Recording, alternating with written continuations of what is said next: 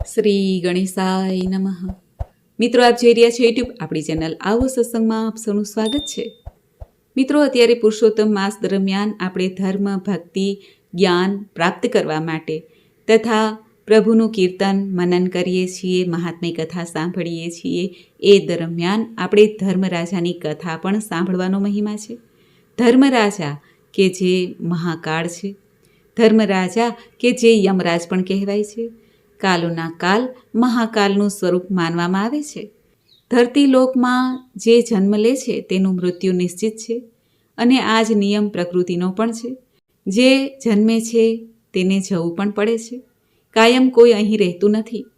અને ધર્મરાજાની કથા જે છે તે પુરુષોત્તમ માસમાં નિત્ય સાંભળવાનો મહિમા છે.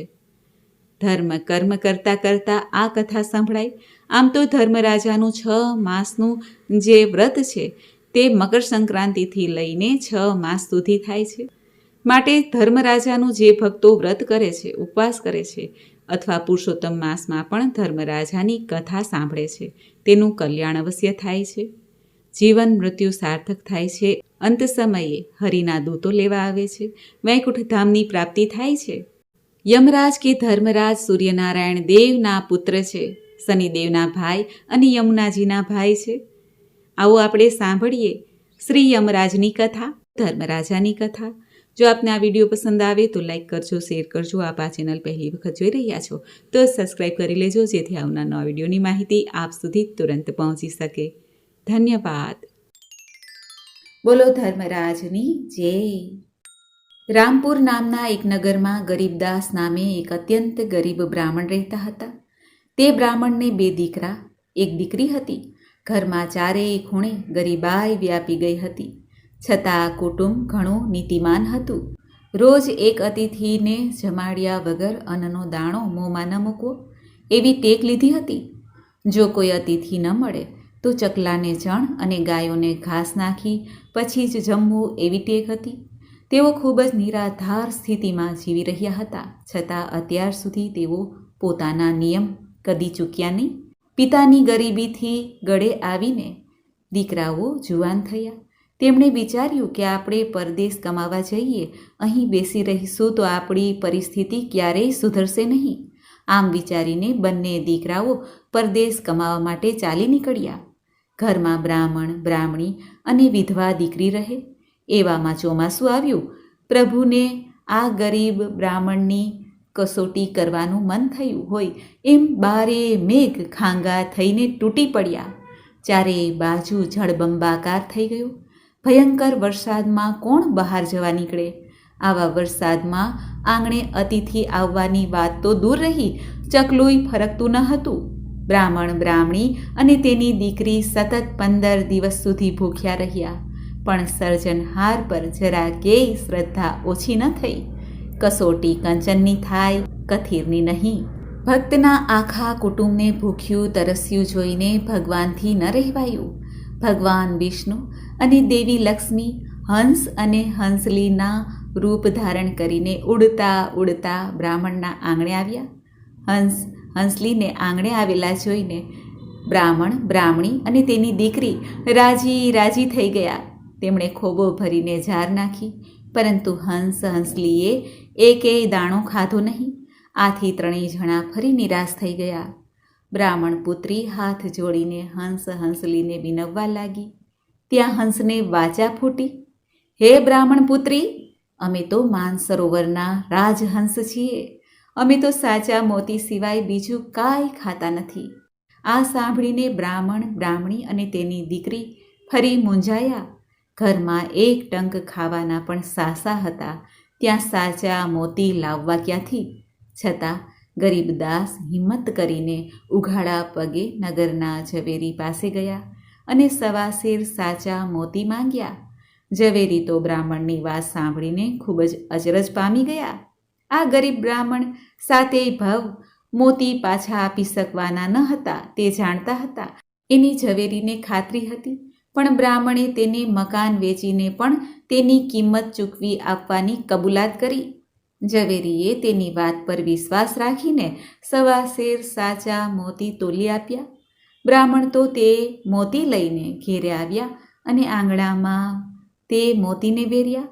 હંસ અને હંસલી મોતીનો ચારો ચરવા લાગ્યા. ત્યારબાદ ત્રાંબા કુંડીમાંથી પાણી પીને પાંખો ફફડાવતા ઉડી ગયા.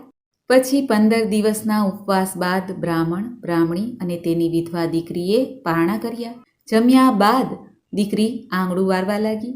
ત્યાં તેની નજર એક ખૂણામાં પડેલા એક મોતી ઉપર પડી. તેણે એ મોતી લઈને તુલસી ક્યારામાં મૂકી દીધું. બીજા દિવસે સવારે બ્રાહ્મણી તુલસીને પાણી રેડવા માટે આવી તો તુલસીની ડાળે સાચા મોતીની સેર લટકતી હતી.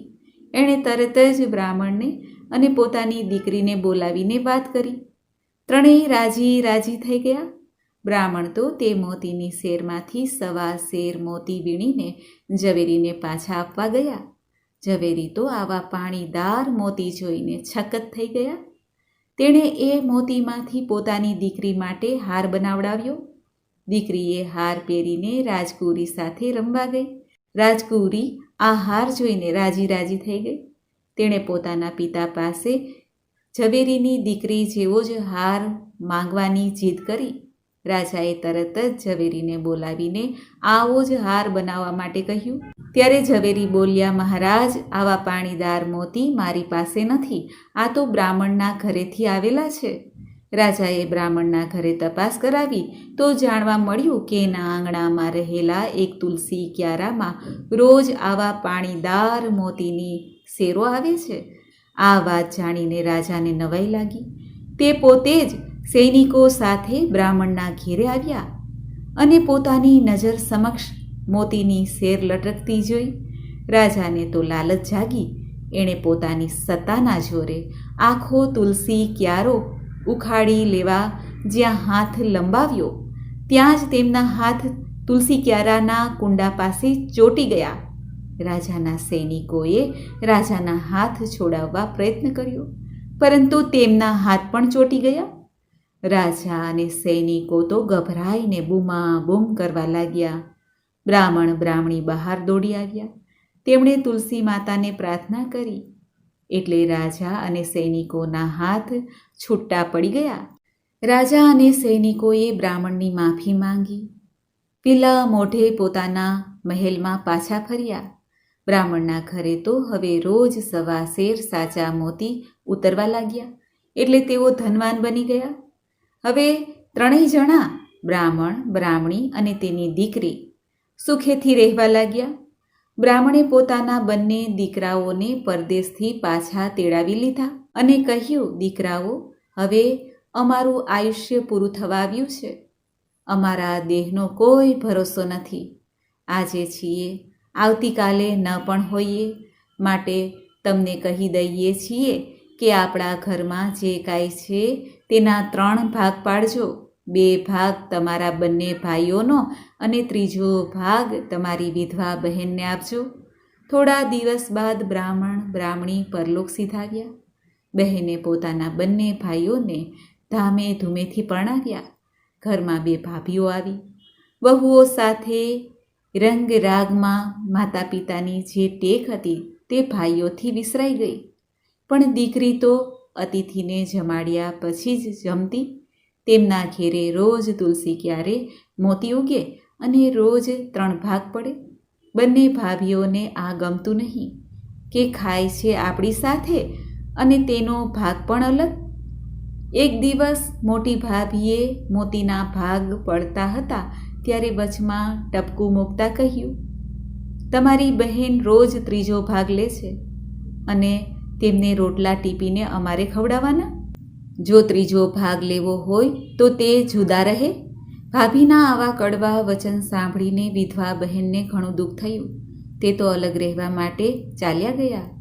તે માતા પિતાની જે ટેક હતી તે પ્રમાણે અતિથિને જમાડ્યા પછી જમતા. પ્રભુ ભજનમાં સમય પસાર કરતા હતા. એક દિવસ વિધવા બહેનને ખૂબ જ તાવ ચડ્યો. 2 દિવસ સુધી તે એકલી ભૂખી તરસી પડી રહી. 3જા દિવસે બંને ભાઈઓ તેને મળવા માટે આવ્યા. પણ આવીને જુએ છે તો ખાટલામાં બહેનનું શબ પડેલું હતું. બંને ભાઈઓ પોક મૂકીને રડવા લાગ્યા. ભાભીઓ દેખાવ ખાતર ત્યાં આવી અને રડવાનો ઢોંગ કરવા લાગી. બહેનનો આત્મા ઘણો પુણ્યશાળી હતો. ગાયના દાનના પ્રતાપે એ પલકારે બેતરણી તરી ગયા. જોડાના દાનના પ્રતાપે તે કાંટાળા વન પાર કર્યા. છત્રીના દાનના પ્રતાપે વરસથી લૂથી તે બચ્યા. અન્નદાનના પ્રતાપે ભૂખના દુઃખ તેને વેઠવા ન પડ્યા. વસ્ત્રદાનના પ્રતાપે લોખંડના ધગધગતા થાંભલાથી તેઓ બચી ગયા. આમ સર્વે વિઘ્નો ઓળંગીને બહેન ધર્મરાજાના દરબારમાં પહોંચી ગયા. ત્યારે ધર્મરાજા કહેવા લાગ્યા, દીકરી, તે અઢળક પુણ્ય સંચિત કર્યું છે, પણ મારું વ્રત કર્યું નથી, તેથી તારે પૃથ્વી પર પાછું જવું પડશે. ત્યારે બહેન બોલી, હે ધર્મરાજ, તમારું વ્રત સી રીતે થાય? ત્યારે ધર્મરાજ બોલ્યા, દીકરી સાંભળ, મારું વ્રત મકર સંક્રાંતિથી લઈને જ્યારે સૂર્ય ઉત્તરાયણ થાય છે ત્યારથી 6 મહિનાનું છે. આ વ્રત ઉત્તરાયણના દિવસે શરૂ કરવું. સ્નાન કરીને શુદ્ધ થઈને પાટલા પર મારા નામનો દીવો પ્રગટાવવો. હાથમાં જારના દાણા રાખીને મારી વાર્તા સાંભળવી. કોઈ સાંભળનાર ન હોય તો ઉપવાસ કરવો. 6 મહિના પૂરા થાય ત્યારે વ્રતનું ઉજવણું કરવું. ઉજવણું કરતી વખતે વાંસનો એક ટોપલો લેવો. તેમાં 1.25 સેર જુવાર, લાલ વસ્ત્રનો કટકો, 1 જોડી વસ્ત્ર, છત્રી, ફાનસ, 1.25 સેર મોતી, નિસરણી, હોડી, સોના કે રૂપાની મૂર્તિ, અથવા ન પહોંચી શકાય તો માટીની મૂર્તિ, આ બધું સુપાત્ર બ્રાહ્મણને દાન આપવું. આટલા બધાની શક્તિ ન હોય તો જેટલું બની શકે તેટલું દાન આપવું. પછી 1.25 સેર ઘીની સુખડી કરીને એના 4 ભાગ પાડવા. 1 ભાગ ગાયના ગોવાળને, બીજો ભાગ બ્રાહ્મણને, ત્રીજો ભાગ રમતા બાળકને અને ચોથો ભાગ ઘરના દરેક સભ્યને આપવો. બહેને તરત જ આ વ્રત કરવાનો સંકલ્પ કર્યો. આ બાજુ સ્મશાનમાં બહેનના મળદાને આગ ચાપવાની તૈયારીઓ થતી હતી. ત્યાં લક્ષ્મી દેવી ડોસીનું રૂપ લઈને આવ્યા અને બોલ્યા, મારે આ દીકરીનું મુખ જોવું છે. આમ કહીને ડોસીમાં તો પાસે ગયા અને જેવો દીકરીના મોં પર હાથ ફેરવ્યો ત્યાં જ દીકરી જીવતી થઈ અને બધાને આશ્ચર્ય થયું. ભાઈઓ તો પોતાની બહેનને સજીવન થયેલી જોઈને રાજી રાજી થઈ ગયા. પોતાની બહેનને ઘેરે આવવા માટે કહ્યું, પરંતુ બહેને ના કહી. એ તો ડોસીમાને પોતાને ઘેરે લઈને આવી. આમ કરતાં ઉત્તરાયણ આવી. બહેને ધર્મરાજાનું વ્રત કર્યું. 6 માસ પૂરા થયા એટલે બહેને વ્રતનું ઉજવણું કર્યું. એ વખતે ડોસીમા બોલ્યા, દીકરી, હવે તો તને ધર્મરાજાના દૂતો લેવા આવશે. તું તો સ્વર્ગે જઈશ. ત્યારે બહેન બોલી, હે માં, હું તમને મારી સાથે લઈ જઈશ.